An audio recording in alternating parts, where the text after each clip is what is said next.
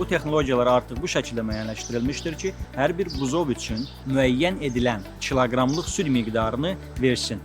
Bu süd miqdarından əlavə və ya əksik bir süd verməyəcəkdir. Təbii ki, texnologiya vasitəsilə həm işimiz asanlaşır, həm buzovların çəki artımını izləyə bilirik, nə qədər süd qəbul etdiyini, necə sağlam və yaxud da xəstə olduğunu izləyə bilirik. Süd robotları vardır ki, bu robotlarla buzovlara müəyyən edilən süd miqdarları qəbul edilir. Və bu robotlar vasitəsilə artıq buzovların nə qədər çəki aldığını, nə qədər çəki itirdiyini, nə qədər süd qəbul etdiklərini, xəstə olduqlarını və ya sağlam olduqlarını görə bilərsiniz. Buzovlar saman sərilmiş döşənəklərdə qalırlar və bunlar bir qəfəsdir ki, orada 20-30 başlıq buzovlara yer ayrılır ki, bu yerlərdə buzovlar robotlar vasitəsilə südlərini qəbul edə bilər, içə bilər, qidalana bilərlər. Təbii ki, bu 40 gün, 45 gün müddətində olacaqdır. Çünki buzovlar daha tez yemləməyə keçərsə, onların inkişafı üçün də, formalaşması üçün də daha əlverişlidir bu.